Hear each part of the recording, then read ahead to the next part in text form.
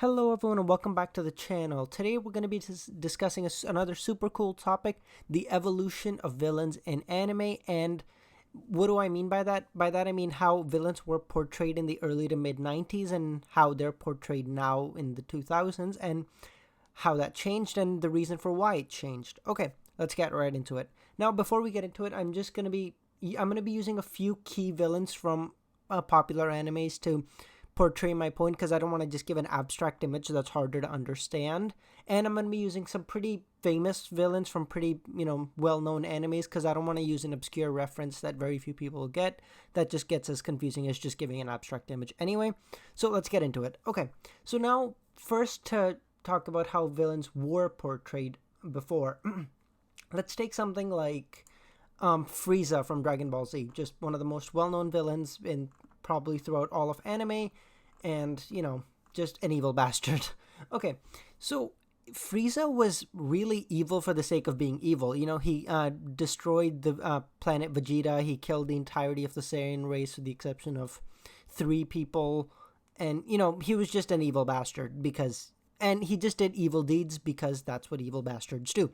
That was really it. There was no rhyme or reason. What was his reason for killing the entire planet? Oh, the theoretical possibility that one day someone might rise out of that race that could stand up to me. That was it. That was his entire reasoning. His reasoning wasn't, oh, look, they're leading a rebellion against me when I'm their slave owner, which you shouldn't be doing because, the whole slavery is bad thing, you idiot. But he just did it because he wanted to kill them. He really got enjoyment out of it. You could see it on his face when he just, blows up the entire planet. He doesn't care that he's killing an entire race. He doesn't care that he's killing thousands of people. He's killing women, children, people who've done no harm to him ever and who've really just been faithfully serving him for whatever he asks. He has no remorse. He simply does it because he wants to. That was the only reasoning, right? He was just an evil bastard and who'd committed evil acts as evil bastards do. And let's take one more villain real quick. Arlong from One Piece. Another really famous villain. Most of you should know him, at least to some degree anyway. Okay, Arlong was just evil, okay?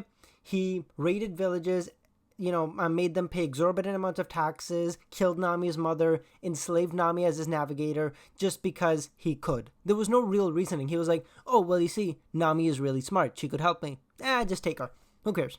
Kill her mother, because that way, and then keep her sister as sort of insurance. Like, okay, well, that's kind of a scummy thing to do. But he did it just because he simply could. There was no reasoning to it. There was no logical reasoning why he needed to do that. There were plenty of other people that he could have hired as navigators and paid them like everyone else does, and just have them join him like a normal pirate crew like Luffy did. Luffy didn't enslave anybody. Luffy didn't do anything to anybody. He asked them if they wanted to join, and when they said no, which they all did, he inevitably convinced them. That was it. He didn't coerce anyone. He didn't force anyone. He just sort of explained to them how their dreams are aligned and why it would be helpful to everyone involved if they got together because, their strengths and weaknesses could help each other. They could cover for their weaknesses and their strengths could amplify each other's. That was it. Nothing else involved. No coercion, no extortion, nothing. All right? Just being a nice guy and convincing people. But nope, Arlong didn't do that. He killed people, enslaved them and did whatever he wanted because he was evil. Now, let's look into what villains are like nowadays. Generally speaking, obviously, nothing applies to everything. That's just not how the world works. Okay, let's take Stain from My Hero Academia. Stain is a villain, very clearly. One of his main known aliases is Hero Killer Stain, so, evil guy. But he didn't kill the villains he didn't kill the heroes just because he wanted to, because, he simply decided, your life isn't valuable, I'm going to kill you. No, he was doing it for the reason that he decided that they weren't real heroes. They were just simply pretending, which is the same reason that he let Deku go, because he saw that Deku wasn't simply a pretender, he was an actual hero. Now, am I saying what Stain did was right? Of course not. Stain was evil and he shouldn't have killed people because killing people is invariably evil, okay? Obviously. That's obvious.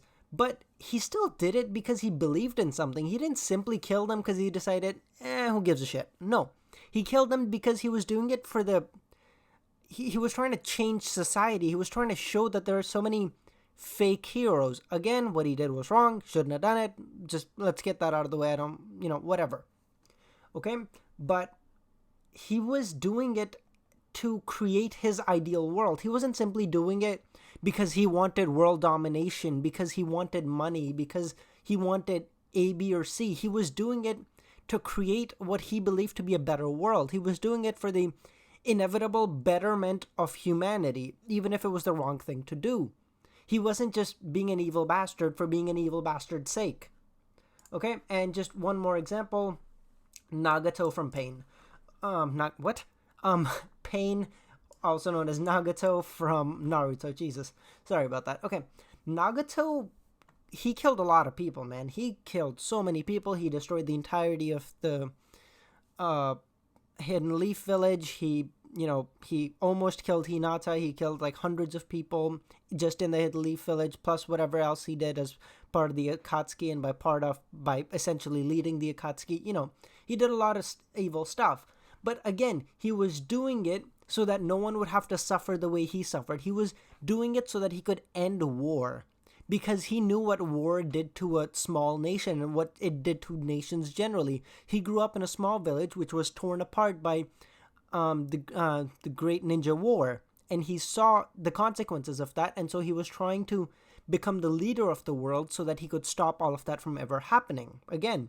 Which is what he was trying. Again, was what he did right? No, of course not. You want to go about that in a political sense. You want to go through it through diplomatic channels.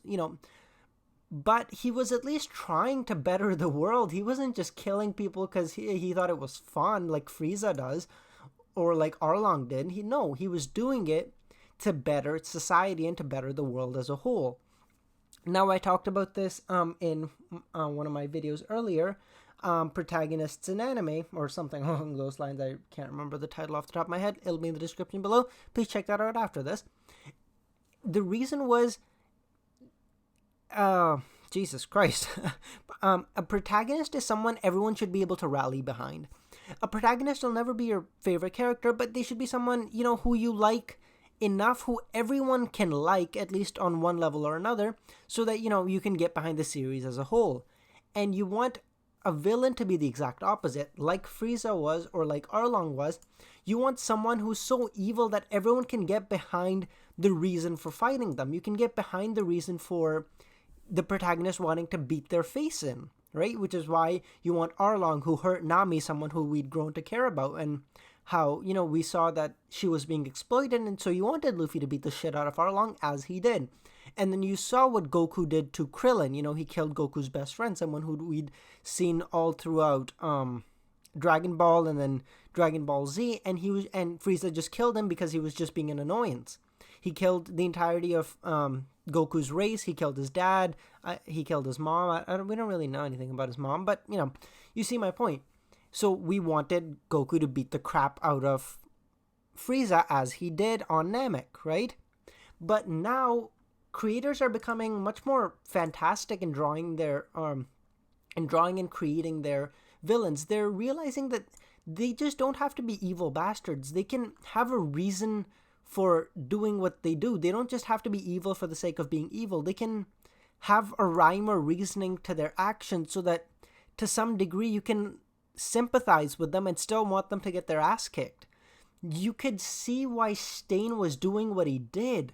You could see why he wanted to kill those people, but you still wanted Deku to beat the shit out of him. You're somehow rallying behind the villain while also wanting them to lose. It's a very fantastic creature that they've created nowadays. It's just something so fantastically complicated yet so simplistic. Someone you can rally behind, someone who you can get angry at and love at the same time. It's a very mixed emotion that anime villains generally tend to create nowadays. They don't simply create a never-ending stream of hatred towards them. They tend to create sort of like factions in the anime watchers or manga readers, whatever. They tend to create factions because people are going, no, you see, he was a good guy, he just went about it wrong. And then there's people going, no, he was just an evil bastard. So it's really fantastic what creators have now learned to do, and it's utterly fantastic. And we just crossed 10 minutes, so this is going to be a pretty decently long video. I think that covers about everything. I really appreciate anyone who made it all the way through. Thank you so much, and I'll catch y'all on the flip side. See ya.